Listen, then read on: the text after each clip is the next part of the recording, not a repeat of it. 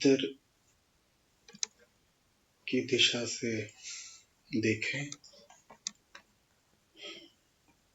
तो जो कुछ भी हमारे लिए है वो मन ही मन है। मूल सूत्र है, इसको अगर पकड़ लिया तो उसके बाद जीवन संबंधी, धर्म संबंधी कोई भी बात आपको भ्रमित नहीं करने वाली। All that there is the mind.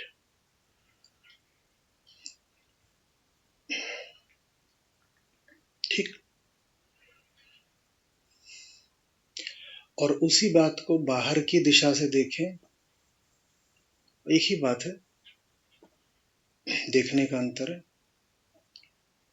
तो जो कुछ है सब प्रकृति ही प्रकृति है, प्रकृति के अतिरिक्त कुछ भी नहीं है।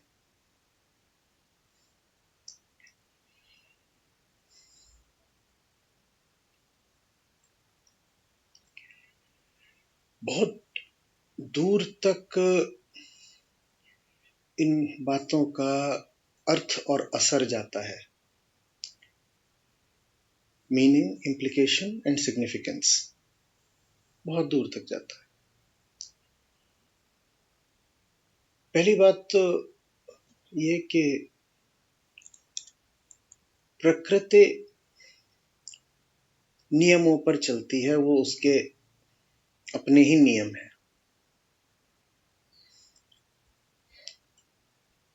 हम उन नियमों के दृष्टा हैं।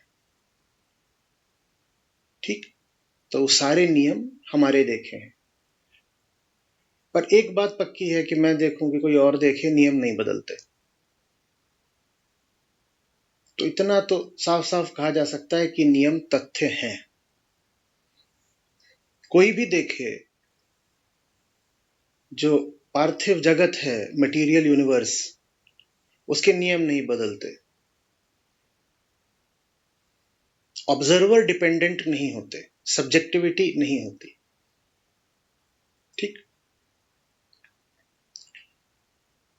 तथ्यात्मक होते हैं, वस्तुगत होते हैं, व्यक्तिगत नहीं होते। जो व्यक्तिगत हो फिर उसे तथ्य नहीं कल्पना बोलते हैं। जो व्यक्तिगत हो जाए उसे फिर तथ्य नहीं कल्पना बोलते हैं। तो प्रकृति अपने नियमों पर चलती है, वहां सब कुछ नियम पर ही चल रहा है, और जो चल रहा है वो बहुत पहले से चल रहा है। और चूंकि सब कुछ प्रकृति ही है, इसीलिए प्रकृति के बाहर का कोई कॉजिंग एजेंट नहीं हो सकता। अगर है भी तो वो भी प्रकृति के भीतर का ही है। अब इन दो बातों को मिलाकर देखिए कि क्या निकलता है। प्रकृति ही प्रकृति है जो सदा से चल रही है, और जो कुछ है वो प्रकृति है। तो अगर कोई प्रकृति का कर्ता धर्ता भी है, कॉजिंग, कॉजल एजेंट, कर्ता, संचालक, रचयिता, तो वो भी प्रकृति के भीतर ही है। तो वो भी प्रकृति है, तो माने वो भी प्रकृति के नियमों के अधीन ही है।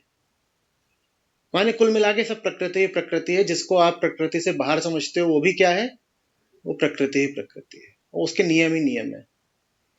तो वहां पर फिर कर्तृत्व, डूअरशिप जैसी कोई बात हो नहीं सकती। वस्तुएं हैं और वस्तुओं का संचालन करने वाले नियम हैं। वस्तुएं हैं और वस्तुओं का संचालन करने वाले नियम हैं। अभी हमें बाहर की तरफ देखते हुए बात कर रहे हैं सारी, तो ये अधूरी बात है, पूरा करेंगे आगे इसको। वस्तुएं हैं और वस्तुओं का संचालन करने वाले नियम हैं। तो कोई वस्तु भी अपने आप में कोई स्वतंत्र अस्तित्व नहीं रखती है।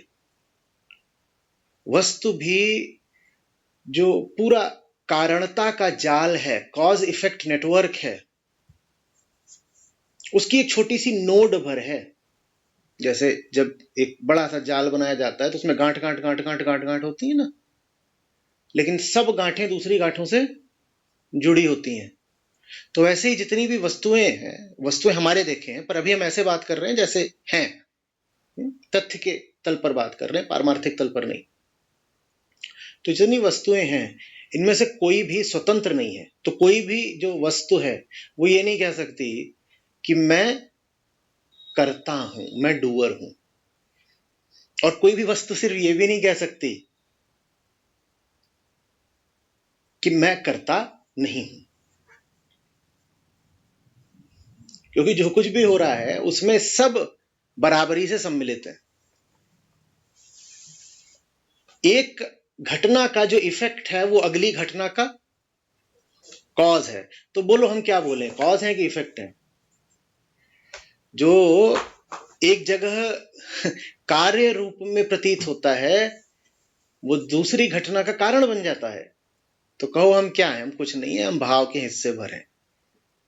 हम भाव के हिस्से भर हैं। आ रही बात समझ?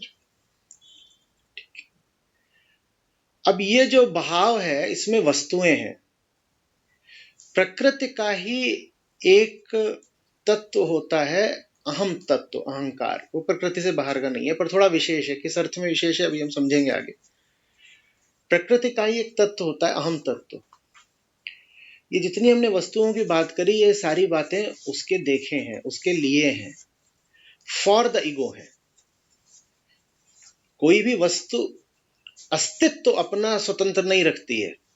एक तो इस अर्थ में कि वो बाकी सब वस्तुओं से जुड़ी हुई है, और दूसरा ये कि जितनी वस्तुएं हैं वो किसी के लिए हैं। किसके लिए हैं? अहम के लिए हैं। तो अहम जिन वस्तुओं से कुछ सरोकार रखता है उनका नाम हो जाता है विषय। अहम सब वस्तुओं से सरोकार नहीं रखता। लगभग वैसे ही जैसे प्रकृति में जितनी भी वस्तुएं होती हैं वो सब वस्तुओं से अपना सरोकार तो नहीं रखती हैं। ये रखती हैं, और रखती भी हैं तो बहुत दूर का, डिस्टेंट एंड ओब्लिक। उसी तरीके से हम भी शायद सब वस्तुओं से सरोकार रखते होंगे, क्योंकि आप जैसे सरोकार रख रहे हो दूसरी से जुड़ी हुई है। तो इस तरीके से हम परोक्ष तरीके से, इनडायरेक्टली, शायद हम भी सब वस्तुओं से सरोकार रखते हैं, पर वो बहुत दूर की बात होती है, हमें नहीं पता होता। ठीक है ना? उदाहरण के लिए आप मोबाइल फोन चलाते हो। अब मोबाइल फोन में कोई रेयर अर्थ एलिमेंट लगा हुआ है। ठीक है ना? मोबाइल फोन रेयर अर्थ्स होते हैं, कुछ एलिमेंट्स होते हैं, उसके बिना उसकी जो पूरी सर्किटरी है वो पूरी नहीं हो सकती। उनकी कुछ खास इलेक्ट्रॉनिक प्रॉपर्टीज होती हैं, उसके बिना आपको मोबाइल फोन काम नहीं करेगा। और जो रेयर अर्थ है वो मान लीजिए आया था किसी एस्टेरॉइड से, उस एस्टेरॉइड का संबंध जुपिटर से है, और आपका जो संबंध है वो आपके दोस्त से है। दोस्त कहाँ है? फोन में। तो आपका अगर आपके दोस्त से संबंध है तो आपका जुपिटर से भी संबंध हो गया। दोस्त से रिश्ता है, दोस्त फोन में है, फोन में रेयर अर्थ है, और रेयर अर्थ कभी इस पृथ्वी पर आए थे जब किसी एस्टेरॉइड का बॉम्बार्डमेंट हुआ था। वो एस्टेरॉइड किसी तरीके से किससे जुड़ा हुआ था? बृहस्पति ग्रह से जुड़ा हुआ था। लेकिन ये बात हमें ध्यान रहती नहीं है, रहनी भी नहीं चाहिए, पागल हो जाएंगे। यहाँ स्क्रीन पे दोस्त दिखाई दे रहा है और हमको बृहस्पति याद आ रहा है तो दिक्कत हो जाएगी। और दोस्त है तो कोई बात नहीं, मियाँ बीवी का मामला हुआ और आपने कह दिया शनिचरी, क्योंकि भाई जरूरी थोड़ी है कि जुपिटर याद आए, सैटर्न भी याद आ सकता है। देखो तो वो याद रखने की जरूरत नहीं है। हमारा जिन वस्तुओं से प्रत्यक्ष संबंध होता है उनको हम कहते हैं विषय। क्या कहते हैं? विषय। ठीक है? तो जो कुछ भी आपके अनुभव में आ रहा है उसके लिए वो पहला सूत्र जो हमने आज कहा, जो कुछ मेरे लिए है वो बस मन ही मन है, मन के अतिरिक्त कुछ नहीं है। मेरी दुनिया में मन के अतिरिक्त कुछ नहीं है, और दुनिया में प्रकृति के अतिरिक्त कुछ नहीं है। मेरी दुनिया में मन के अतिरिक्त कुछ नहीं है, और दुनिया में प्रकृति के अतिरिक्त कुछ नहीं है। अब आगे की बात यह कि जो मैं है ये भी प्रकृति है। तो दो अलग अलग नियम नहीं हो गए। जो प्रकृति वाला नियम था वो पर्याप्त था, पर हम अहंकारी लोग हैं तो मैं को जरा अलग से बताना पड़ता है कि मेरी दुनिया में मन के अतिरिक्त कुछ नहीं है। मैं भी क्या है? प्रकृति है। प्रकृति का अपना एक सहज प्रवाह है, वहां सब अपना अपना काम जानते हैं। इंसान जब नहीं भी था तो चेतना का कोई और रूप था और पृथ्वी पर और चीजें थी और वो सब चीजें अपना धीरे धीरे इवॉल्व हो रही थी, वो हमारे करे से तो हो नहीं रही थी। न तो हमने कोई योजना, प्लान, ब्लूप्रिंट बनाया था कि साहब ऐसे ऐसे इवोल्यूशन होना चाहिए और फिर उससे ये नायाब हीरा मनुष्य होमोसेपियंस निकल के आएगा। ऐसा तो कुछ था नहीं। इवोल्यूशन हो रहा था, हमारे बिना जाने हो रहा था। और हमारी इंटेलिजेंस से पहले कोई और इंटेलिजेंस काम कर रही है ना, जिससे हमारी इंटेलिजेंस निकल के आई है। हम अपने आप को बड़ा बुद्धिमान, प्रज्ञावान बोलते हैं, पर हम जो बने हैं वो अपनी बुद्धि से तो बने नहीं है। लोग कहते हैं मुर्गी पहले आई कि अंडा। मूर्खतापूर्ण प्रश्न है ये, क्रिएशनिज्म का प्रश्न है। आप सोच रहे हो कि किसी ने क्रिएट किया होगा, नहीं। दोनों एक साथ आए और बहुत धीरे धीरे आए, दोनों का विकास हुआ है, दोनों धीरे धीरे इवॉल्व होते रहे। मुर्गी अंडा, मुर्गी अंडा, मुर्गी अंडा। ये जो लोग मानते हैं ना कि कोई है जिसने रचना करी है, ऊपर कोई बैठा है जिसने रचना करी है, वो ये सवाल पूछते हैं कि बताओ रचना पहले मुर्गी की हुई कि पहले अंडे की हुई। इसीलिए फिर इस सवाल में हम फंस जाते हैं। रचना नहीं हुई है, विकास हुआ, इवोल्यूशन हुआ है, और धीरे धीरे हुआ है। प्रकृति माँ है, उसको सम्मान देना सीखो। वो सबकी माँ है। वो जो रचना करने वाला तुम सोचते हो उसकी भी अम्मा है। ऐसे ही नहीं फिर कहानियों में हमें समझाने की चेष्टा की जाती है कि ब्रह्मा विष्णु महेश सब जाकर के देवी के सामने नमित हो गए कि देवी बचाओ। अब वैसे तो इतने बड़े बड़े हैं, मतलब समझो, ब्रह्मा विष्णु महेश इन तीनों का संबंध किससे है? प्रभव, संचालन, प्रलय। माने पूरा अस्तित्व, माने पूरा अस्तित्व भी किससे आया है? प्रकृति से आया है। प्रकृति सबसे ऊपर है। बाकी प्रकृति है तो ब्रह्मा विष्णु महेश है, नहीं तो वो भी नहीं है। समझ में आ रही है बात? तो प्रकृति है, वो अपने नियम जानती है और उसके नियम हमसे पहले के हैं, हमारे बाद भी रहेंगे। ठीक है। मनुष्य कोई इतनी बड़ी चीज नहीं हो गया, कोई प्रजाति कोई इतनी बड़ी चीज नहीं हो गई, कोई सुपर कंप्यूटर इतनी बड़ी चीज नहीं हो गया, कोई एलियन इंटेलिजेंस इतनी बड़ी चीज नहीं हो गई। एलियन हो, नॉन एलियन हो, सब किसके अंदर आते हैं? सब प्रकृति के अंदर आते हैं। तो कोई बहुत बड़ी चीज नहीं हो गई। बड़ी माँ सबकी माँ, तो किसी को ये नहीं मानना है कि इससे बाहर का है। ठीक है, ठीक है। तो प्रकृति को सदा ऐसे बताया गया है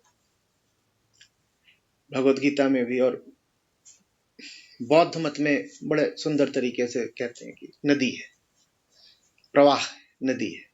ठीक है, जहां पे सब अपने अपने हिसाब से बहना जानते हैं। ठीक वैसे जैसे छोटा बच्चा जन्म लेता है तो सांस लेना जानता है, तुम्हें सिखाना नहीं पड़ता। पानी ऊपर से नीचे को गिरना जानता है। आप कहोगे जानता नहीं तो नियम की बात है। वैसे आप भी जो कुछ कहते हो ना कि जानते हो, वो भी सिर्फ नियम की ही बात है। आप झूठ मूठ अहंकार पालोगे, आप जानते हो, जानते वानते कुछ नहीं। खरगोश बात बात में कान खड़ा करना जानता है, वो भी वैसी ही बात है कि सेब ऊपर से नीचे को गिरता है, सेब ऊपर से नीचे को गिरता है, खरगोश का कान नीचे से ऊपर खड़ा हो जाता है। प्रकृति है दोनों, कोई ऐसी भिन्नता नहीं है। समझ में आ रही? अब हम उस तत्व की ओर आते हैं जो ये सारी बातें कर रहा है। हमने कहा प्रकृति में एक विशेष तत्व होता है, वो अपने लिए विशेष है पर विशेष है, वो जो ये सब बातें करता है, वो जो प्रकृति को देखता है, वो जो प्रकृति को देखता है। जैसे प्रकृति ने अपने दो हिस्से कर रखे हैं।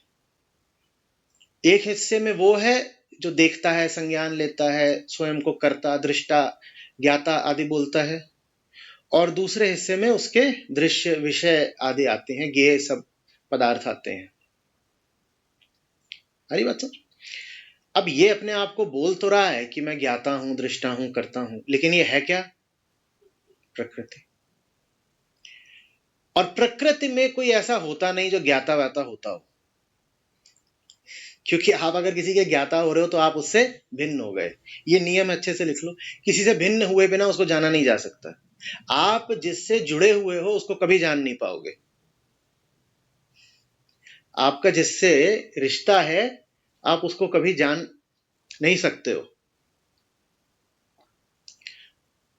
यही कारण है कि जब संबंधों में आसक्ति होती है तो बोध बहुत मुश्किल हो जाता है। यही कारण है कि आप दुनिया भर के बारे में बहुत होशियार, जानकार हो सकते हो, लेकिन अपने घर वालों के बारे में नहीं होते, क्योंकि आप उनसे जुड़े हुए हो। जिससे एक बार नाता जुड़ गया उसको जाना नहीं जा सकता। संबद्धता, निर्भरता, आश्रयता, आसक्ति, ये सब बोध के शत्रु होते हैं। हो रही बात स्पष्ट?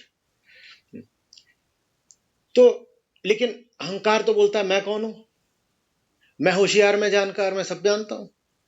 जैसे ही तुमने ये बोला, और इस बात को इससे जोड़ो कि अगर तुम जिसको देख रहे हो तुम उससे जुड़े हो तो तुम जान नहीं सकते। अहंकार बोलता है मैं जानता हूं। तो कुल मिला के अहंकार का दावा क्या है? मैं अलग हूं। तुम्हारे अहंकार का दावा ये रहता है मैं प्रकृति से अलग हूं। और उसके प्रमाण हमें अपने दैनिक जीवन में खूब मिलते हैं। क्या प्रमाण मिलते हैं? मेरा शरीर, शरीर अलग है, मैं, मेरी आत्मा। शरीर अलग है, मुझ में एक आत्मा है। और एक से एक सूरमा निकले, उन्होंने सही में आत्मा को शरीर से अलग बना लिया।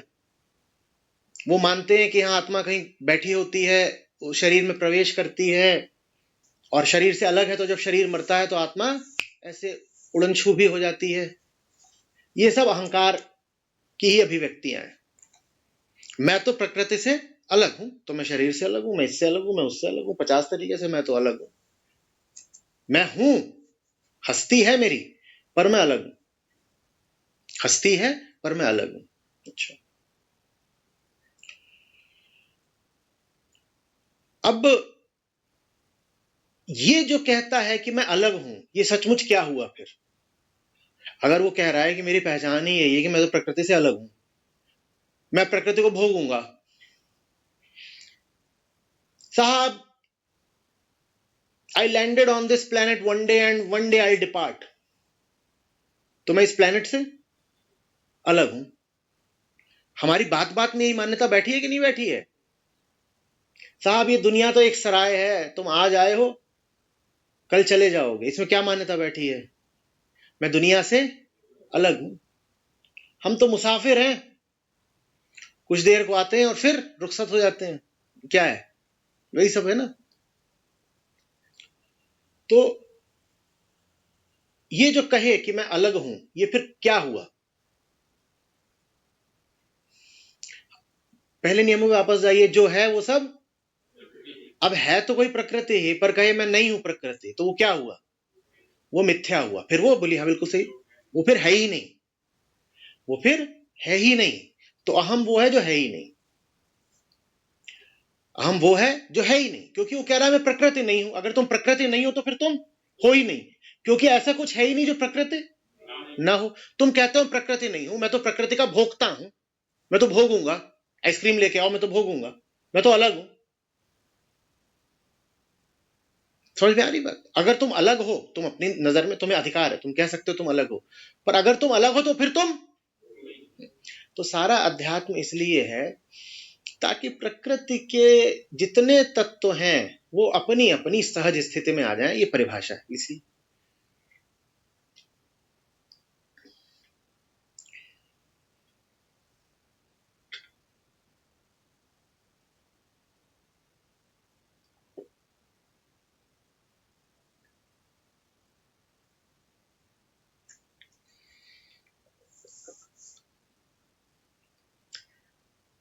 ठीक है, अब नदी का उदाहरण ले लीजिए। जैसे दुर्गा सप्तशती में था कि सारे जितने असुर थे सब जब मारे गए तो नदियां अपना पुराना प्रवाह पुनः पा गई, सूर्य की प्रभा पुनः खिल गई, वायु अपने सहज वेग से पुनः बहने लगी। यही था ना?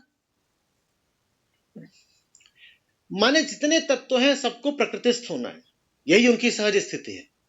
जैसे नदी बह रही है, उसको तुम रोक दो, बांध बना दो, तो गलत कर दिया, है ना? और गलत कर दिया, गलत किस अर्थ में? नैतिक अर्थ में नहीं, दुख के अर्थ में। अध्यात्म में एक ही चीज गलत होती है, जो दुख धर्मा हो, जो दुख देने वाली अर्थात दुख द हो, जो दुख द हो, दुख देने वाली। और बहुत मजेदार बात है, जो दुख द होता है ना वो दुख ज भी होता है, वो दुख को उत्पन्न भी करता है। दुखद ही दुखज है। इस पे विचार करिए आगे।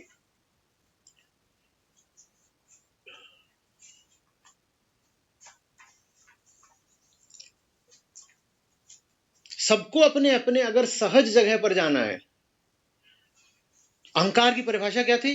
वो जो आप ही ने तो बोला था। अहंकार की क्या परिभाषा थी? सबको अपनी सहज जगह पर जाना है। तो अध्यात्म में फिर अहंकार के लिए क्या होना चाहिए? सबको सही जगह पर पहुंचाना ही अध्यात्म है। नदी को उसके सहज प्रवाह में पहुंचा दिया, वायु को उसके सहज वेग में पहुंचा दिया। अहंकार की सहज स्थिति क्या है? ना होना। तो अध्यात्म यही है, अहंकार को उसकी सही जगह पर बैठा देना, अहंकार को प्रकृतिस्थ कर देना। और प्रकृति में अहंकार क्या है? सतरजतम। जैसे सब है वैसे तुम हो, अलग कुछ नहीं हो तुम, अलग कुछ नहीं हो तुम। अहंकार प्रकृतिस्थ हो गया तो मर गया क्योंकि वो जिंदा तभी तक है जब तक वो अपने आप को क्या मान रहा है? अलग मान रहा है। मैं कौन हूं साहब? मैं तो इसका कंज्यूमर हूं। मैं तभी तक तो हूं। मैं अगर सीधे सीधे मान लूं कि ये तो प्रकृति में एक क्रिया हो रही है, तो अहंकार नहीं बचता। अहंकार एक मान्यता है ना, और क्या है वो? कोई अपने आप में उसका कोई अलग अस्तित्व तो है नहीं। वस्तुतः वो तो एक बिलीफ है, सुपरस्टिशन है ईगो। आ रही बात समझ में? तो ये मैं इसको पी रहा हूं, बहुत बढ़िया है, और मैंने इसको पी डाला है और पीने से मुझे कुछ लाभ हो गया, मेरी अपूर्णता हट गई, जो भी मेरी हिसाब किताब। समझ में आ रही बात ये? अहम माने प्रकृति को सही जगह पर पहुंचा देना। और अहम भी चूंकि प्रकृति है, तो उसकी सही जगह यह है कि वो अपनी भिन्नता को त्याग दे, अस्वीकार कर दे। झूठा जो वो कर्ता होने का रौब लेके बैठा है, श्रेय लेके बैठा है, दर्प लेकर बैठा है, उसको वो क्या जान ले? मिथ्या है, कुछ दम नहीं, बेकार। यही अध्यात्म है। तो अध्यात्म भी प्रकृति के अंतर्गत ही आता है, क्योंकि सब कुछ तो ये क्या हो गया? सब कुछ प्रकृति के अंतर्गत ही आता है। अध्यात्म भी प्रकृति के अंतर्गत आता है। किसके लिए सारा अध्यात्म? अहम के लिए, क्योंकि वही है जो स्वयं भी असहज है और कूद कूद करके बाकी सब तत्वों को भी असहज करता है। तो इससे एक बड़ा बिल्कुल रोचक निष्कर्ष निकलता है, अहंकार जहां जितना होगा, प्रकृति की क्षति वहां उतनी ज्यादा होगी। जो जितना स्वयं असहज होगा, वो दुनिया को भी उतना असहज बना के मानेगा तो दुनिया अगर असहज हुई पड़ी हो, तो उसको ठीक करने का तरीका यह है कि इंसान को सहज कर दो, दुनिया अपने आप सहज हो जाएगी। क्योंकि इतने यहां पर गुण भूत तत्व हैं प्रकृति में, पर नष्ट करने वाला एक ही है, वो है मनुष्य, होमोसेपियंस। बाकी सब प्रकृति के साथ ही अपना बना के चलते हैं। उनमें अहंकार होता है, पर इतना नहीं होता कि मां को ही नष्ट करने पे उतर आए।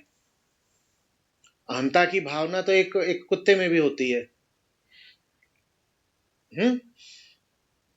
और जो पिछली शताब्दी में प्रयोग हुए हैं बोस इत्यादि के द्वारा, और अभी और लगातार होती रहे, वो बताता है कि एकदम न्यून तल का अहंकार तो पेड़ पौधों में भी होता है, लेकिन कोई पेड़ पौधा कभी पृथ्वी बर्बाद करता नहीं पाया गया। जानवर भी थोड़ा बहुत अपने आसपास के क्षेत्र को अपने हिसाब से व्यवस्थित करते हैं, बदलते हैं, लेकिन वो कभी भी प्रकृति को बर्बाद नहीं कर पाते, क्योंकि प्रकृति का ही एक तत्व है जो उनके पास कम है। दो तत्व है जो उनके पास कम है, एक अहंकार, एक बुद्धि। मनुष्य के पास ये दोनों एकदम घातक प्रचुरता में है, अहम भी और बुद्धि भी। और श्री कृष्ण ने हमसे पहले क्या बताया हुआ है, बुद्धि किसके पीछे चलती है? तो एक तो अहंकार बहुत बड़ा और बुद्धि बहुत बड़ी, और बुद्धि ऐसी जो अहंकार के पीछे चलती है, तो फिर हम पूरी पृथ्वी ही खा जाते हैं। सारा अध्यात्म अहंकार के लिए है।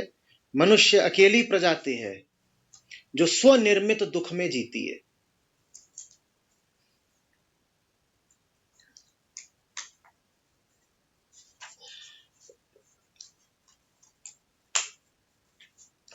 कंपल्सिव एंड कल्टिवेटेड सफरिंग प्रकृति ने नहीं दी है।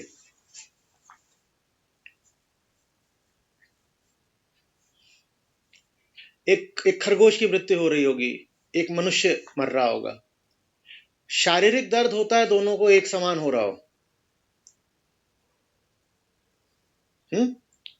खरगोश उसका गला काटा जा रहा है, मनुष्य उसका गला काटा जा रहा है, हो सकता है शरीर में दोनों के एक समान दर्द हो रहा हो, लेकिन दुख मनुष्य को कहीं कहीं ज्यादा हो रहा होगा, बहुत ज्यादा हो रहा होगा। खरगोश को शरीर में ही दर्द हो रहा होगा, बेइंतहा दर्द हो रहा होगा, पर शरीर में ही होता है। मनुष्य के अरमान भी कट रहे हैं, अरे अभी इतने सपने पूरे नहीं हुए थे। और एक सबसे बड़ी बात, खरगोश को ये पता भी नहीं होता कि उसकी उम्र अधिकतम 10-12 साल हो सकती है। तो अगर वो 5 की उम्र में मर रहा है तो उसको ये नहीं आएगा कि अभी तो मेरी इतनी जिंदगी बाकी थी, क्योंकि उसको ये पता ही नहीं है कि वो 10-12 साल जीता है। मनुष्य अगर 40 की उम्र में मर रहा है तो एक बात का उसे और भयानक दुख होगा, अभी तो मैं सिर्फ 40 का हूं, मेरी इतनी उम्र बाकी थी। जानवरों के पास आयु बोध होता ही नहीं है, किसी जानवर को नहीं पता कि उसकी अभी कितनी उम्र बाकी है, मनुष्य को पता होता है। अपना बर्थडे भी नहीं मनाते ना, उन्हीं गिनते से। तो हम अकेले हैं जिनका स्वनिर्मित दुख है, प्रकृति ने नहीं दिया है। प्रकृति में पीड़ा हो सकती है, वो पीड़ा भी रासायनिक होती है, इसीलिए आप डॉक्टरों के पास जाओ तो वो आपकी पीड़ा हटा सकते हैं, दुख नहीं। आपके कहीं पर बहुत दर्द हो रहा है, आप डॉक्टर के पास जाइए, वो वहां कुछ लगा देंगे आपका, आप ट्रैंक्विलाइज हो गए, आप सेडेट हो गए, आप सुन्न हो गए, संवेदनाहीन हो गए, आपका दर्द चला गया। पर हो सकता है आप अभी भी बहुत रो रहे हो, आप क्यों रो रहे हो? दर्द तो चला गया, दुख बाकी है। जानवर उल्टा है, जानवर के दर्द हो रहा था तो जानवर हो सकता है तड़प रहा हो, आपने उसको कुछ लगा दिया, उसका दर्द चला गया तो खुश हो जाएगा। जानवर के पास बस दर्द होता है, मनुष्य के पास दुख भी होता है। दर्द शारीरिक है, दुख इसीलिए मनुष्य का इलाज बहुत मुश्किल होता है, और इसीलिए मेडिकल साइंस कितनी भी तरक्की कर ले, बात बनती नहीं है। दर्द हटा सकते हो, दुख कैसे हटाओगे? और ज्यादा बड़ी समस्या क्या है? दुख। छोटी समस्या है दर्द, दर्द हटा लो, दर्द तो हटा देगी मेडिकल साइंस, दुख का क्या करोगे? अब बताओ कैसा बनना है? दर्द नहीं है पर दुख है, या दर्द है पर दुख नहीं है? यही अध्यात्म है, दर्द है पर दुख नहीं है। और जो संसारी होता है बहुत कोशिश करेगा, रुपया पैसा कमाएगा, कहेगा ये इकोनॉमिक प्रोग्रेस, टेक्नोलॉजिकल प्रोग्रेस, दर्द हटा सकता है, दुख नहीं हटता। और इस बात का और दुख बढ़ जाता है कि दर्द हटा दिया तो भी दुख नहीं हटा। ये क्या हो गया?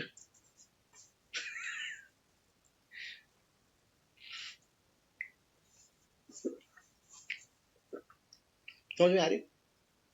सारा अध्यात्म ये समझने के लिए है कि मैं पूरे तरीके से प्रकृति मात्र हूं। बड़ी नाजुक बात है, रस्सी पे नहीं धागे पे चलने जैसी बात है।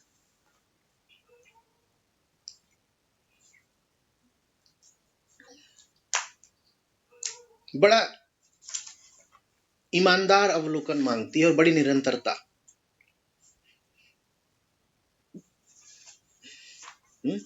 सहज हो जाना ही लक्ष्य है, सहजता ही मुक्ति है। आपको महान नहीं होना है, आपको बड़े बाबा जी नहीं बनना है, जुग जुग जियो आचार्य, कईयों का तो ऐसा ही हो जाता है। कहते हैं गीता ये कम्युनिटी मेरे काम की नहीं, आचार्य बच्चा है, उसको दीर्घायु होने का आशीर्वाद दे दिया, अब जा रहे हैं।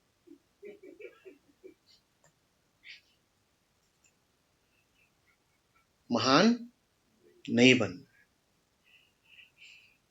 हाँ, आप सहजता को ही महानता मानते हो तो ठीक है, पर लोक धर्म में महानता कुछ और होती है, सहजता को नहीं महानता वहां मानते। लोक धर्म की महानता कैसी होती है? कौन करके दिखाएगा? आप महान हो, आप बताओ। लोक धर्म में आप महान हो तो आप कैसे हो जाओगे?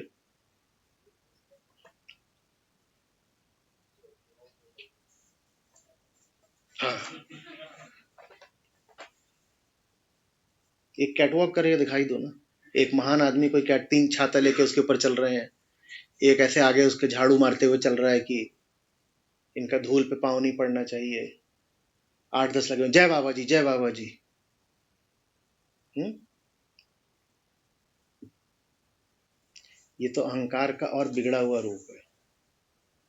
ये तो ऐसा है कि जैसे बीमारी आपने असाध्य बना ली। इसीलिए कहा करता हूं कि लोक धर्म वास्तविक धर्म की शुरुआती अवस्था भी नहीं है। वो ऐसा है जैसे वास्तविक धर्म को सड़ा दिया, मार दिया, जैसे लाश सड़ती है। अब उसमें प्राण, आप ये थोड़ी कहोगे लाश को देख करके कि लाश है ना, धीरे धीरे प्राण आ जाएंगे। वो नहीं है, उसको तो डिस्पोज करो, उसको हटाओ। वो अगर पड़ी रहेगी तो जो जिंदे हैं उनको भी मार देगी, बीमारी फैलाएगी। बात आ रही है समझ में?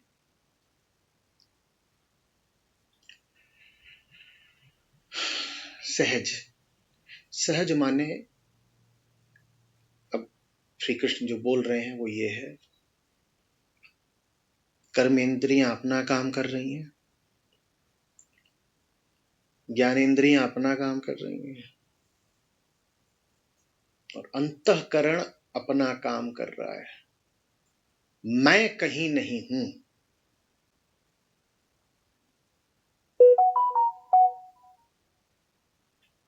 बहुत सूक्ष्म बात है। मैं नहीं हूं, जो हो रहा है स्वतः हो रहा है। क्या मैंने बोला? नहीं, मैंने नहीं बोला। हाँ, दिखने में लगेगा मैंने बोला, मैंने नहीं बोला। और अगर मैंने बोला तो 2 कौड़ी का है बोला। अगर मैंने बोला, अगर उसमें ममत्व था, कर्तृत्व था, अहंता थी, तो जो कुछ भी बोला 2 कौड़ी का है। बोल वही काम का है जो मैंने नहीं बोला।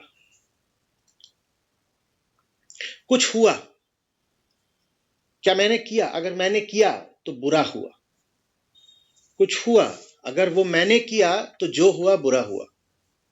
हाँ, जो हुआ अगर वो किया नहीं सिर्फ हुआ तो बहुत बढ़िया हुआ। पर मैं कह रहा हूं बात बहुत सूक्ष्म है, क्योंकि ये बात उन पर भी लागू हो सकती है जिनका अहंकार पूरी तरह तामसिक हो गया हो। उन पर भी लागू होती है जो गुणातीत निकल गए, ठीक है, जो अब प्रकृति का अपने आप को भोक्ता नहीं मानते। पर उन पर भी लागू होती है जो एकदम तामसिक हो गए। उदाहरण के लिए कोई बेहोशी में शराब पिए जा रहा है कोई, या कुछ कोई खाए जा रहा है, या कोई किसी को गाली बके जा रहा है, या बहुत कोई क्रोध में है। आप उनके भी अगर पास जाओगे, उनसे पूछोगे कि क्या तुमने ऐसा किया, तो कहेंगे किया नहीं, हुआ। अदालतों में खूब होता है, तुमने फलाने को गोली क्यों मार दी? तो बोलते हैं it happened despite despite my resistance, it happened in spite of me. मुझे तो पता भी नहीं कैसे हो गया। तो यहां पर भी ऐसा लगता है जैसे अहंकार की अनुपस्थिति हो, जैसे कि जो हुआ बस हुआ, नहीं, अनुपस्थिति नहीं है, वो तामसिक अवस्था है।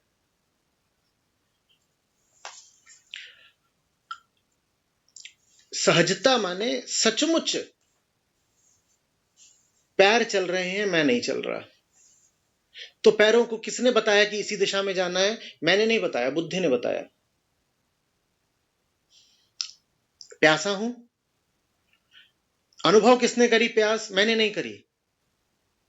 शरीर के पास अपनी व्यवस्था होती है, जब आप प्यासे होने लगते हो, शरीर में पानी की कमी होती है, कुछ डिहाइड्रेशन हो गया, तो वो अपने आप, जो आपकी कुछ सेल्स होती होंगी, कुछ नेटवर्क होता होगा, वो ब्रेन को संकेत भेजता होगा कि साहब पानी की कमी हो रही है। मैंने नहीं किया, किसने किया? वो शरीर के भीतर ही जो तंत्र है उसने ये मस्तिष्क को संकेत भेजा कि शरीर में पानी की हो रही है कमी। ठीक है, तो मस्तिष्क ने क्या करा? मस्तिष्क ने बुद्धि को सक्रिय करा। अरे पानी की कमी हो रही है, पानी, पानी तलाश। तो बुद्धि ने किससे जाके पूछा कि पानी कहां रहता है? स्मृति से जाके पूछा, मैंने नहीं करा, ये सब भी बुद्धि ने करा।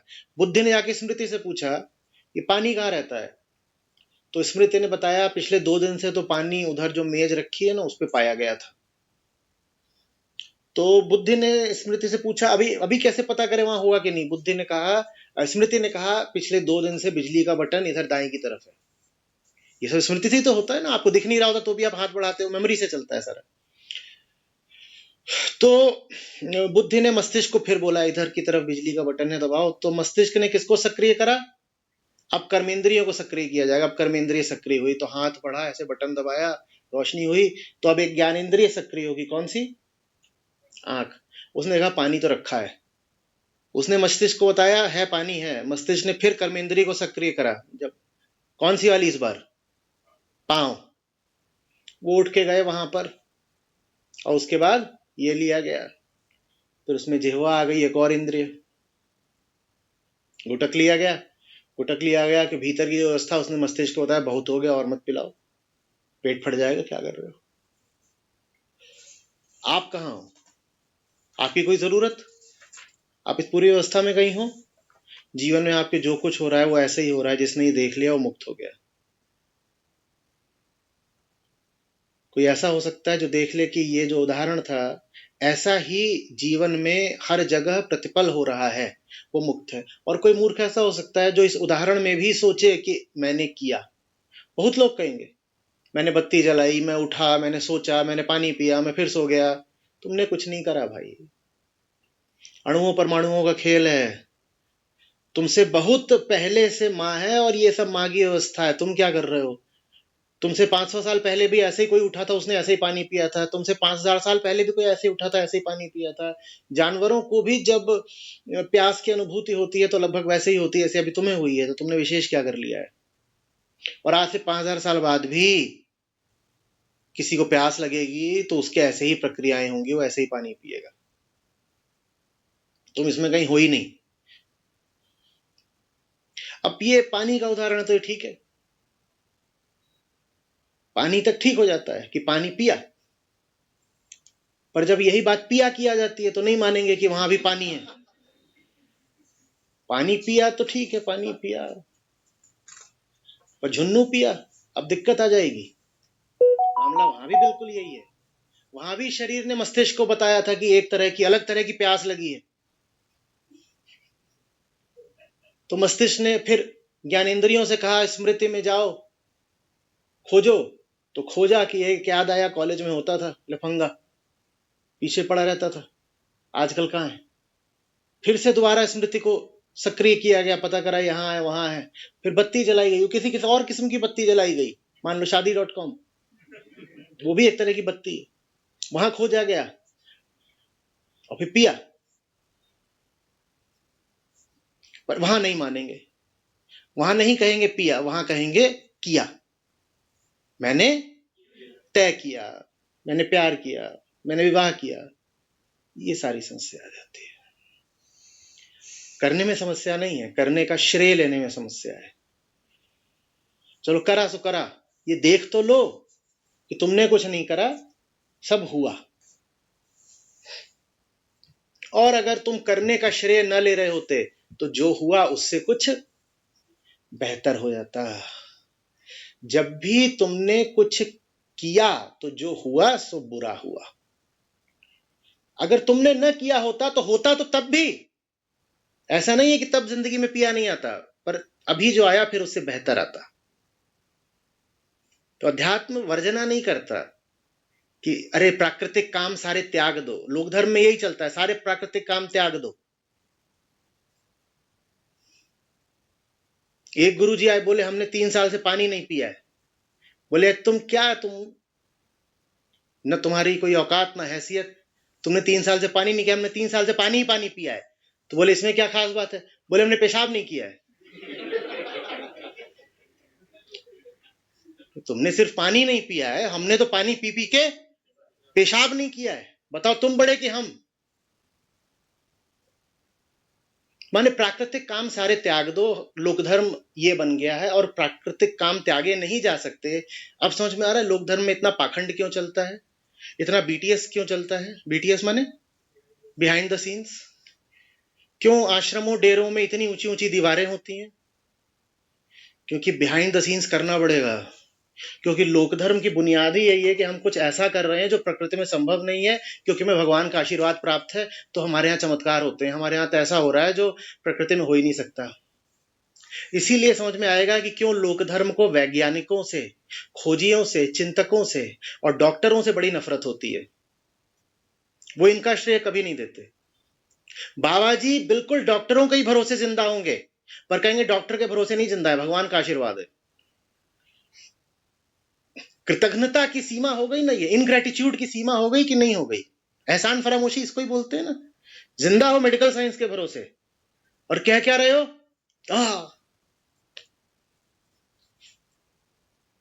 क्योंकि लोक धर्म की बुनियाद ही यही है कि प्रकृति से किसी तरह से लड़के रहना है, प्रकृति को उसका श्रेय ही नहीं देना है, प्रकृति के विरुद्ध जाना है। बाल उगते हैं तो सारे बाल छील दो।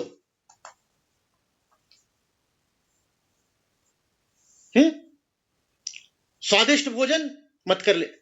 हम नहीं कह रहे हैं कि उसको खूब तुम तड़का लगा के खाओ और उसमें घी तेल खूब होना चाहिए, पर बहुत सारे तो ऐसे हैं जो जानबूझ करके ऐसा भोजन करते हैं कि कुत्ते को खिला दो तो उल्टी कर दे।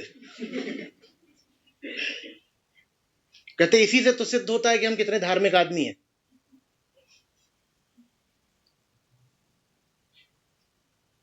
अरे बात समझ, प्रकृति के विरुद्ध जाना धर्म नहीं है, और प्रकृति के विरुद्ध तो जाया भी नहीं जा सकता। इसीलिए जब भी तुम बोलोगे कि तुम प्रकृति के विरुद्ध जा रहे हो, तुम सिर्फ क्या कर रहे हो, ये अच्छे से गांठ बांध लो।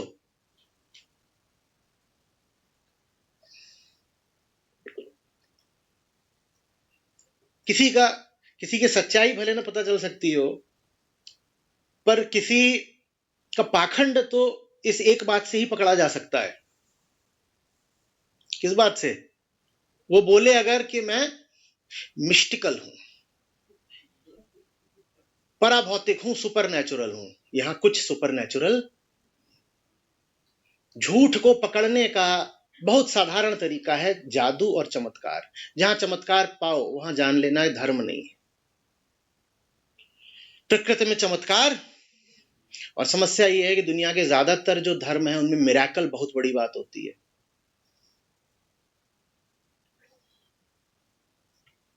ईसाईयत में तो संत की पदवी ही आपको तब तक नहीं दी जाएगी जब तक आप कुछ चमत्कार करके ना दिखा दो।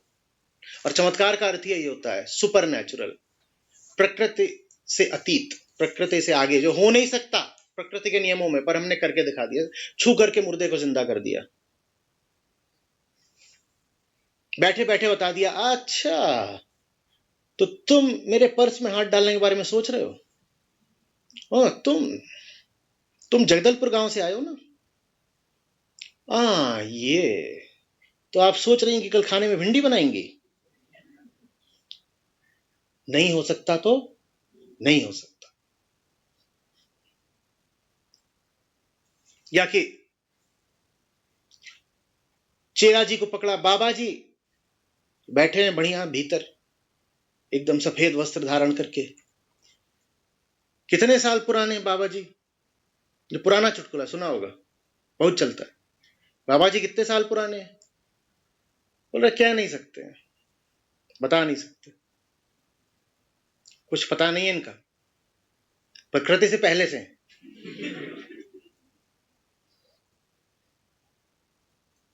बोले फिर भी कुछ बताइए। तो बोले कम से कम 400 साल। बोले आप कुछ कह नहीं सकते तो 400 साल क्यों बोल रहे हो? बोले नहीं 400 साल तो हम ही नहीं देख रहे हैं ना, 400 साल तो हमारी उम्र है, तब से इनको देख रहे हैं, तो ग्रेटर देन इक्वल टू 400। वहां पे शत शत नमन मत करने लग जाना, भग जाना, और हो सके तो एफआईआर करना, न जाने कितनों को बचा लोगे।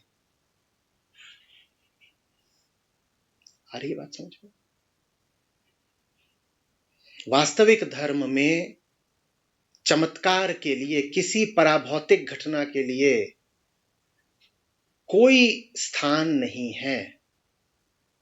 बहुत साफ साफ जोर दे करके समझा रहे हैं श्री कृष्ण गीता में। आप इसको गीता का मर्म भी बोल सकते हो। जो है सो प्रकृति मात्र, और वहां कोई अपवाद नहीं होते। वो सबकी माँ है, वो ईश्वर की भी माँ है।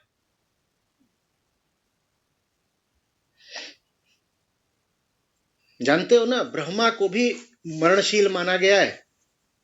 जिन्होंने ब्रह्मा आदि की भी बात करी, उन्होंने स्वयं ही बोल दिया कि ब्रह्मा भी, जब समय की जो पूरी अवधारणा है उसमें ब्रह्मा भी मरते।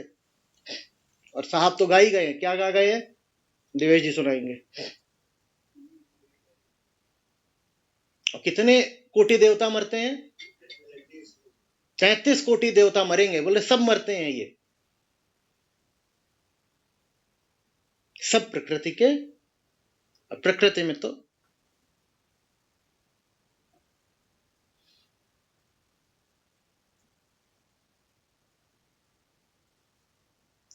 पता नहीं समझ में। सहज होना ही मुक्ति है।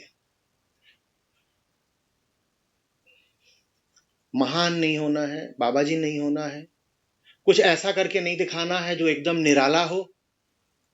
उल्टी बात है, निर्विशेष हो जाना है, एकदम सहज, एकदम साधारण। जैसे सागर में बूंद, जिसका कोई पृथक अस्तित्व तो हो ही ना, एक हूं बिल्कुल, अलग नहीं हूं, कुछ विशेष नहीं है। सागर की बूंद में बाकी बूंदों की अपेक्षा कुछ विशेष होता है क्या? तो वैसा वैसा हो जाना। लेकिन ये बात फिर खतरनाक है। जुन्नू सुनेगा और कहेगा ये तो मीडियोक्रिटी को आज पहली बार इन्होंने स्वीकार करा, एंडोर्स करा है। इन्होंने कहा है कि अध्यात्म का मतलब ही है पूरे तरीके से औसत हो जाना, मीडियोकर हो जाना। नहीं, उसकी नहीं बात हो रही है, कुछ और बात हो रही है, बहुत आगे की बात हो रही है। इसीलिए पहले अध्याय में नहीं थी बातें, ये सब दूसरे में नहीं थी, अब जाके हो रही हैं। अभी भी खतरनाक है, न जाने कौन क्या समझ रहा हो इससे। कि क्या है, आधी रात को पिज्जा काय खा रहा है? सहज।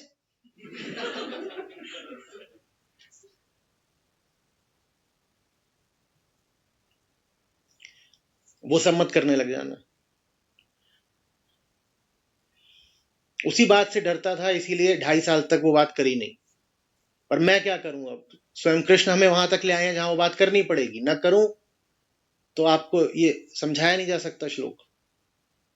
कृष्ण कह रहे हैं कि जो तत्वज्ञ होता है, युक्त मुक्त, वो देखते हुए, सुनते हुए, स्पर्श करते हुए, सूंघते हुए, स्वाद लेते हुए, आते हुए, जाते हुए, सोते हुए, जगते हुए, बात करते हुए, सांस लेते हुए, त्यागते हुए, ग्रहण करते हुए, आंख खोलते हुए, आंख बंद करते हुए, इंद्रियों को अपना काम करने देता है। और ये सब कुछ इंद्रियां ही कर रही हैं, ये जानता है, इसीलिए वो स्वयं कुछ नहीं करता।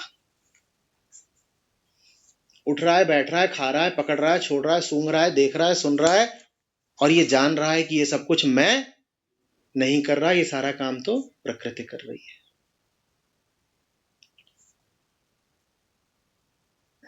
क्लाइमैक्स है ये। बड़ी बात मैं लगभग हर तीसरे श्लोक के लिए बोलता हूं। मैं क्या करूं, सब ऐसे ही हैं, सब एक से ही हैं।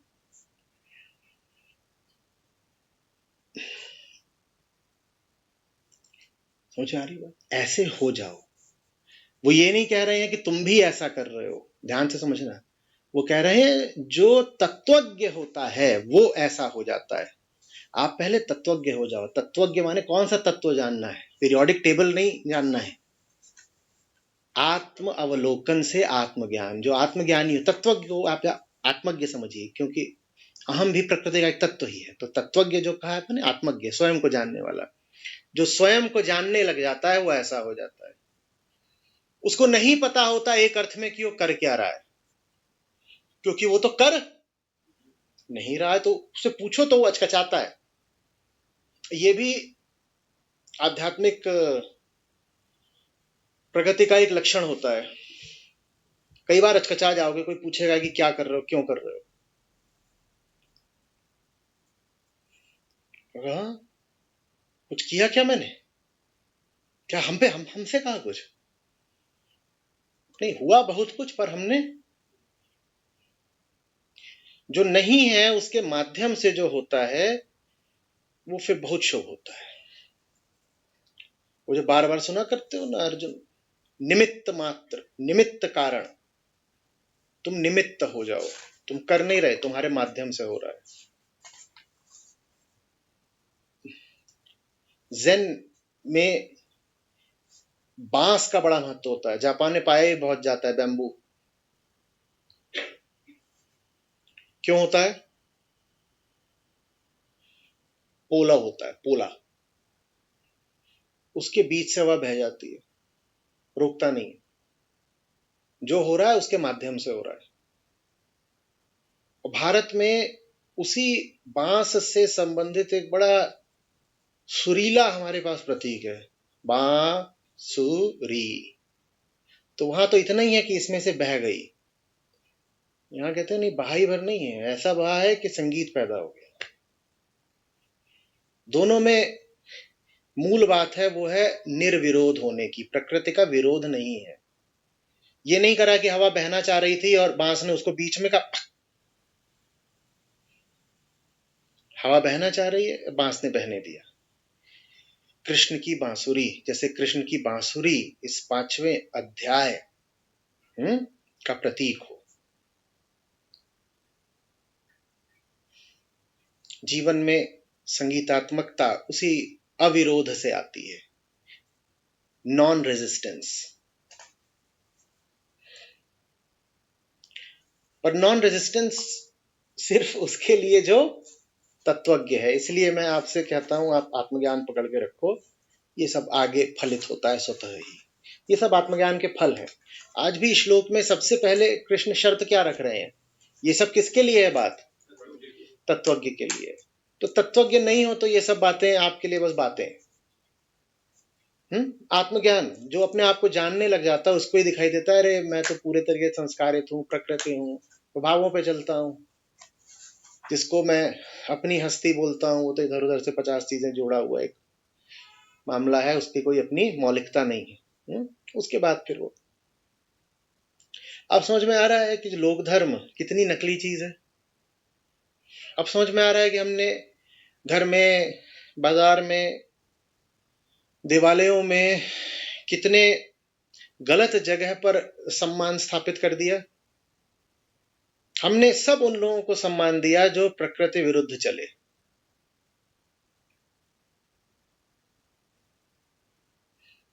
महाराज जी सोते नहीं 2 महीने, 2 महीने नहीं सोते। आप जाके किसी डॉक्टर से पूछो कि अगर 2 महीने सचमुच नहीं सोया है तो बहुत खतरनाक है, तुरंत इसको तुम पागल खाने में डालो।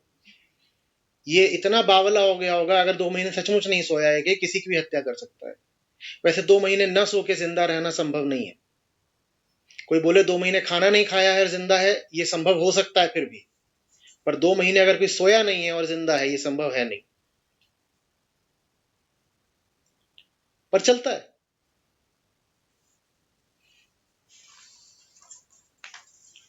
प्रकृति के विरुद्ध जाना और पाखंड करना, ये दोनों बिल्कुल एक बात है। तो आप पूछेंगे फिर साधना माने क्या होता है? साधना का अर्थ होता है प्रकृति के विरुद्ध तुमने जो जो आयोजन कर रखे हैं उनको गिराना, यही साधना है। प्रकृति के और ज्यादा खिलाफ जाने को साधना नहीं बोलते।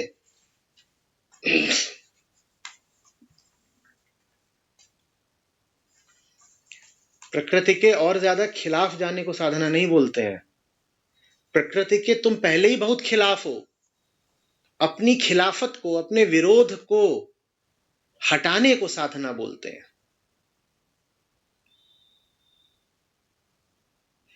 तो आप कहेंगे इसका मतलब ये कि भूख लगी है तो खा ले।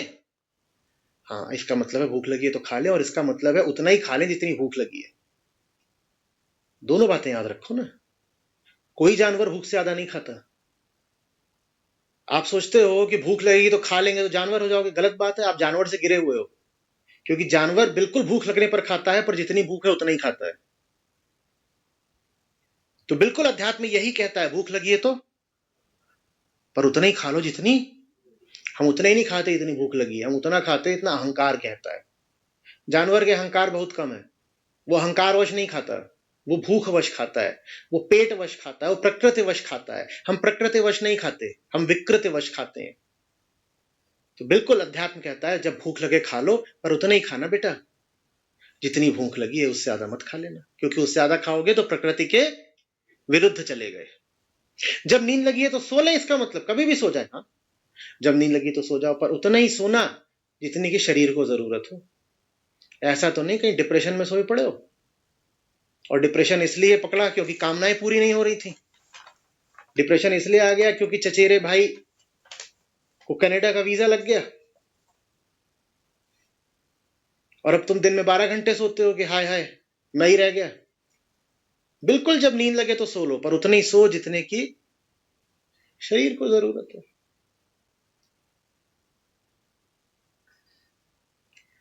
बात आ रही है समझ में? अब उस पे आते हैं जिसको लेकर के लोक धर्म बिल्कुल असहज हो जाता है। जैसे कि आज कम्युनिटी पे आप वो चर्चा कर रहे थे कि प्रदेश में आज्ञा लागू हुई है कि एक भी जेंट्स टेलर नजर नहीं आना चाहिए जो महिलाओं के कपड़े सिले, इनको सबको भगाओ। विमेन कमीशन ने ये संस्तुति करी है, रिकमेंडेशन है कि जितने जेंट्स टेलर है बंद करो, ये औरतों के कपड़े सीते हैं तो ये उनको छूते हैं। इसी तरीके से ये जितने भी सलून में महिलाएं जाती हैं वहां एक भी जेंट्स नहीं होना चाहिए, ये महिलाओं के बाल वाल छूते हैं, कंधे अंधे, ये गड़बड़ बात है। तो मैंने सोचा कि फिर उन जेंट्स डॉक्टर्स का क्या होगा जो महिला पेशेंट्स को देखते हैं, वो तो हर तरीके से छूते हैं। फिर मुझे अपना ख्याल आया, मेरी तो डॉक्टर यहीं बैठी हुई हैं आज, उनका ये भी तो मुझे सीधे मुंह खुलवा करके, फिर ये सब भी बंद होना चाहिए। मामला एक ही तरफ का थोड़ी होगा कि जेंट्स लेडीज को नहीं छू सकते, फिर लेडीज भी जेंट्स को नहीं छू सकती। ये सब वही है, लोक धर्म प्रकृति के विरुद्ध जाना है। क्योंकि जिस चीज से लोक धर्म सबसे ज्यादा डरता है वो है देह।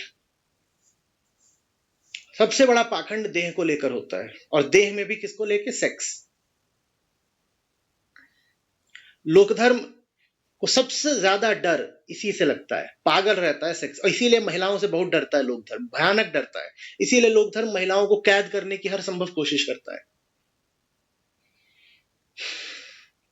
क्योंकि प्रकृति ने कुछ ऐसा संतुलन बनाया है कि सेक्स की तीव्रता ज्यादा पुरुषों में पाई जाती है।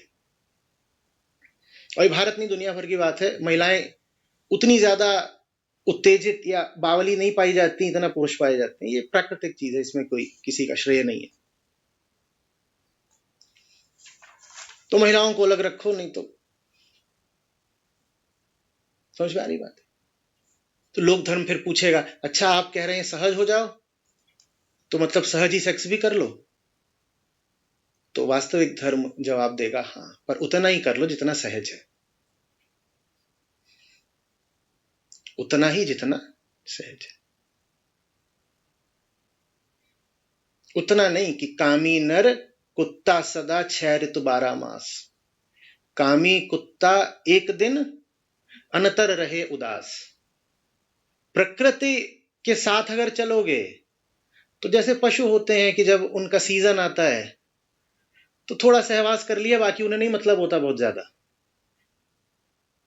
मनुष्य ने अपनी सेक्सुअलिटी को, कामुकता को इतना दबाया है कि मनुष्य निरंतर निरंतर कामुक रहता है, क्योंकि लोक धर्म ने करा ही यही है, सप्रेशन ऑफ सेक्सुअलिटी। तो फिर कामी नर कुत्ता सदा 6 ऋतु 12 मास। और हम कुत्ते को कहते हैं कि कुत्ता देख कुत्ता है, सेक्स में कुत्ता बन गया। कुत्ता क्या बन गया? कुत्ता तो बहुत कम सेक्सुअल होता है, कुत्ते से कहीं ज्यादा सेक्सुअल तो इंसान होता है। जब कुत्ते का सीजन न चल रहा हो, तुम उस वक्त उसको उत्तेजित करके दिखा दो, वो होगा ही नहीं। वो कहेगा भैया ये सब अभी माँ का आदेश नहीं आया है, जब सही महीना आएगा तब हम देखेंगे, अभी कुछ नहीं, सोने तो भाग यहां से भौं। कामी नर कुत्ता सदा 6 ऋतु 12 मास। 12 महीने आदमी का बच्चा सेक्स के ही ख्याल लेता रहता है। ये प्रकृति के विरोध का नतीजा है। ये हमने करा है शुचिता, चेस्टिटी, वर्जिनिटी के नाम पर। कि सेक्स से खोपड़ा बिल्कुल भर गया है। और भूख को दबाने का हमें इतना प्रशिक्षण मिला कि आप बाजार में निकल जाइए तो आधी दुकानें खाने पीने के सामान की होंगी।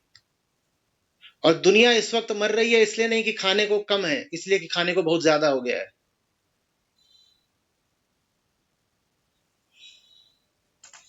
आज आप अगर जाते हो दिल की बीमारी लेके या पेट की बीमारी लेकर के, तो उसकी ज्यादा बड़ी वजह ये नहीं होती कि खाने को बहुत कम है, उसकी ज्यादा बड़ी वजह होती है कि खाने को आज बहुत ज्यादा हो गया है। ये प्रकृति के विरोध का नतीजा है, क्योंकि सेक्स के बाद अगली चीज जो प्रकृति में आती है वो क्या होती है? भूख। तो जैसे हमने सेक्स को दबाया वैसे ही हमने भूख को भी खूब दबाया। नतीजा ओबिसिटी, नतीजा सारी खाने की बीमारियां,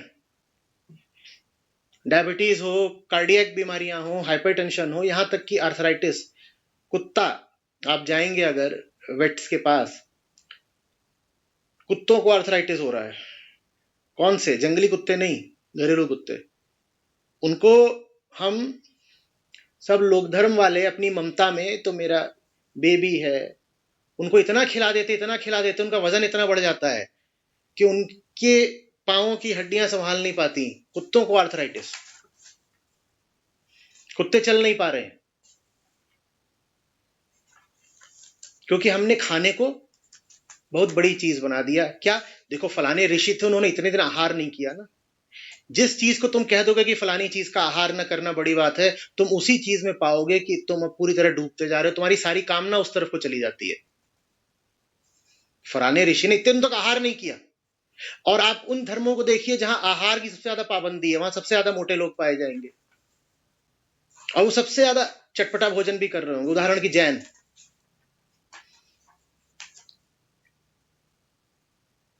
या कि हमारे यहाँ जो व्यापारी वर्ग होता है, बनिया, वहां बहुत चलता है। जैसे जैनों में रहता है ना, खाने पीने को थोड़ा अलग रखो, नहीं नहीं ये नहीं खाना, वैसे ही वैष्णवों में खूब ये चलता है कि ये नहीं खाना, वो नहीं खाना। और आप वहां जाइए तो इतनी सारी नमकीन, इतना चटपटा। जैन शिकंजी भंडार, जैन शिकंजी भंडारी क्यों? मैं लोक धर्म की बात कर रहा हूं। मैं, आप बहुत भली भांति जानते हैं कि तीर्थंकरों का बड़ा अनुयायी हूं, बड़ा। मैं लोक धर्म की बात कर रहा हूं। मैं बात कर रहा हूं कि आज के जो लोग हैं वो धर्म का किस प्रकार व्यवहार अभ्यास कर रहे हैं। तुम जबान को जितना दबाओगे तुम चटपटे की ओर उतना भागोगे।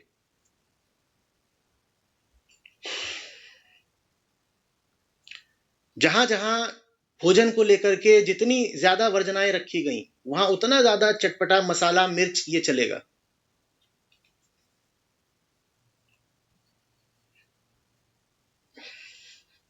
समझ में आ रही बात? ये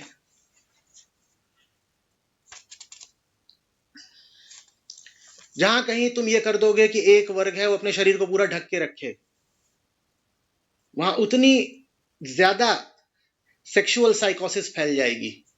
उदाहरण के लिए अरब देशों में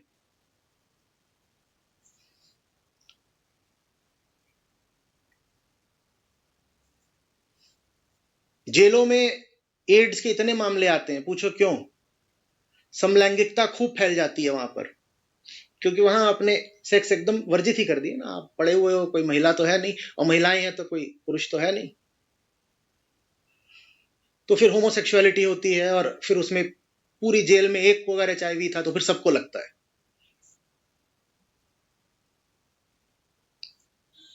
जिस चीज को तुम दबाओगे वो चीज भयानक विस्फोट के साथ फूटती है फिर। और यही काम लोक धर्म करता है। अहिंसा समझे बिना लोगों को अहिंसक बनाओगे तो भयानक हिंसा होगी। प्रेम समझे बिना लोगों को प्रेम सिखाओगे तो क्रूर हो जाएंगे। दान समझे बिना लोगों को दान सिखाओगे तो लालची हो जाएंगे।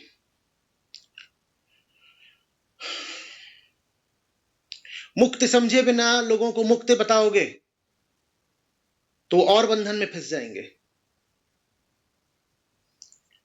कुछ नहीं बताना होता, इसलिए लाओ त्सु ने कहा कि इन सब शब्दों की कीमत नहीं है, अंततः तुम्हें इन शब्दों को छोड़ना पड़ेगा अगर सहज होना है तो। साहब बोले साधो सहज समाधि भली।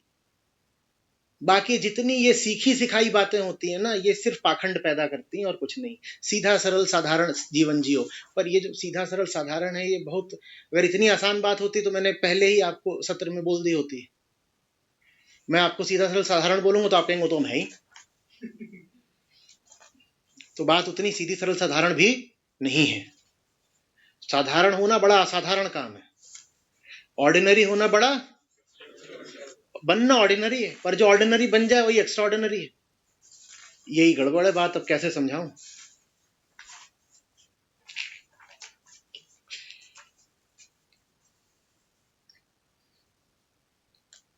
सैकड़ों में एक वो है जैसे सैकड़ों में एक होना नहीं। आई बात समझो? महान वो है जैसे महान,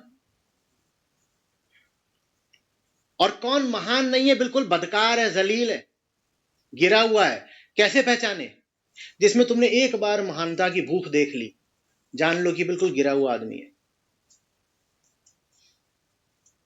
ये बहुत व्यवहारिक बातें हैं, इनको पकड़ के रखिए। जो नाराज हो जाए, हाँ नमन नहीं किया, हमें शत नमन करो, बड़े आचार्य जी हम, पाँव नहीं छू रहा तू, ये क्या कर रहा है? जान लो ये जलील आदमी। बोला अभी तो फिर नमन नहीं किया, चप्पल से मारूंगा, भाग यहां से।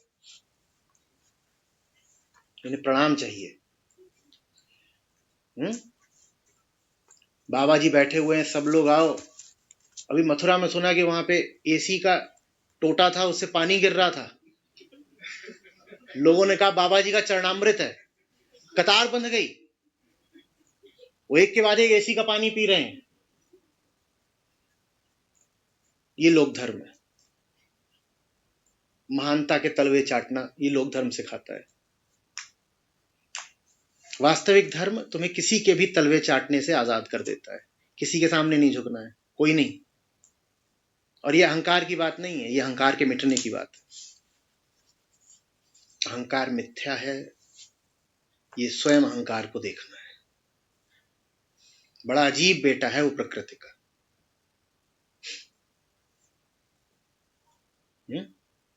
उसे खुद ही देखना पड़ेगा कि वो नहीं है।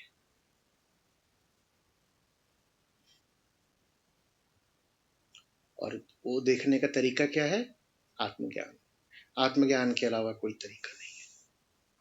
और आत्मज्ञान कैसे होगा? विधि क्या है? आत्मावलोकन, बस। बाकी सब प्रपंच है, फंस मत जाना। प्रकृति पर भरोसा करना सीखो। तुम नहीं भी रहोगे, वो तुमसे बहुत पहले से है और तुमसे बहुत विस्तार में है। तुम तो अपने आप को इतना सा बस परिभाषित करते हो, कुर्सी पे बैठा हुआ हूं। वो सब कुर्सियों की कुर्सी है, वो पूरे ब्रह्मांड की कुर्सी है जिसपे पूरा ब्रह्मांड विराजता है। भरोसा करो, वो जानती है, वो जानती है। ठीक है। और वो माँ है, माँ मारती नहीं है, माँ बस नए कपड़े पहना देती है, चिंता मत करो। पर कई होते हैं ऐसे छोटे नालायक, माँ उनके कपड़े उतार रही है, उन्हें तक खाल उतार रही है, देखा कैसे चिल्लाते हैं। रिभु को बताइए, वैसे हमारी जान जा रही होती है तो हम भी चिल्लाते हैं। कहीं नहीं जाओगे, प्रकृति हो, दूसरे रंग दूसरे रूप में आ जाओगे, यही पुनर्जन्म है। तुम नहीं आओगे क्योंकि तुम तो हो ही नहीं, तो तुम आ कहां से जाओगे? पर जिन तत्वों से तुम बने हो वो तत्व दोबारा खड़े हो जाएंगे। लगातार खड़े हो रहे हैं, लगातार गिर रहे हैं, तुम क्यों डर रहे हो? जब तुम हो तब भी माँ की गोद में हो, जब तुम नहीं हो तुम तब भी माँ की गोद में हो, तुम क्यों परेशान हो? जो जान गया कि भीतर सब प्रकृति प्रकृति, उससे मृत्यु का डर हट जाता है एकदम। मर सकता ही नहीं क्योंकि कभी पैदा ही नहीं हुआ। वो तो ऐसा है जैसे बच्चा खेल रहा था, खेलते खेलते सो गया, फिर जग जाएगा। जब जगेगा तब तक माँ ने कपड़े बदल दिए होंगे, ठीक है, किन्हीं और कपड़ों में जग लेंगे। और ये जीवात्मा वाली बात नहीं है, ये लहर वाली बात है। लहर उठी, लहर गिरी, कहीं और अब दूसरी लहर खड़ी हो जाएगी। ये लहर मिट थोड़ी गई है, सागर में गई है, इसके कुछ अणु, कुछ परमाणु, कुछ बूंदे उस लहर में उठेंगे, कुछ उस लहर में उठेंगे, अपना अपना अलग अलग। सागर कभी मिटा है क्या? और सागर सिर्फ सागर में नहीं है, सागर नदियों में भी है, सागर बादलों में भी है, सागर ग्लेशियर हिमनद में भी बैठा हुआ है, सागर तुम्हारे चाय के पतीले में भी है, आलमंड मिल्क वाली। क्या सागर सिर्फ सागर में है? सागर सागर से ही पानी उड़ा, बादल बना, बादल से बरसा और बरस करके तुम्हारे चाय के प्याले में आ गया। तो सागर है, वो हर जगह है। तुम काहे के लिए परेशान हो रहे हो? तुम कहां मर सकते हो? तुम कहां जाओगे? तुम्हें जाने की कोई जगह ही नहीं है, जहां भी जाओगे यहीं रहोगे। अभी तो वहां बैठे हुए थे बंगाल की खाड़ी में, थोड़ी देर में किसी का शरबत बन जाओगे, पर कहीं चले गए क्या? बूंद है, कहां जाएगी? एक बार मैंने एक बूंद की यात्रा लिखी थी, 8वीं 9वीं में था, मिलेगी तो आपको दिखाऊंगा। तुमने लिखा, मैं बूंद हूं, मैंने ऐसा किया वैसा किया, जितना मैं अपना कल्पना उड़ा सकता था किया, अंततः मैं स्याही बन गई और अब इस कागज पर उतर रही हूं। मैं बूंद हूं, खूब उसमें इधर गई उधर गई, दुनिया भर बूंद का पर्यटन, पूरे ब्रह्मांड में घूमाई बूंद। और ये भी नहीं कि H2O बन के ही, वो बीच में स्प्लिट भी हो, टूट भी गई थी, हाइड्रोजन अलग गया, ऑक्सीजन अलग गया, सब कुछ हो गया, खूब जितना 8वीं 9वीं में पता होता है सब सारा उसमें लगा दिया। अंततः क्या कहा? अंत में मैं स्याही बन गई और अब इस कागज पर उतर रही हूं। मैं मिट कैसे सकती हूँ? तुम भी नहीं मिटने नहीं वाले, क्या इतना मौत से घबराते हो? जन्म लोगे तो ही मरोगे, कोई नहीं पैदा हुआ यहाँ, अब ऐसे ही चल रहा है। जो चला रहा है सब जानता है, उसका नाम ईश्वर नहीं है, ठीक है? बड़ी माँ बेहतर नाम है। ईश्वर अगर कोई है तो वो भी बड़ी माँ का कोई छोटू सा बच्चा है,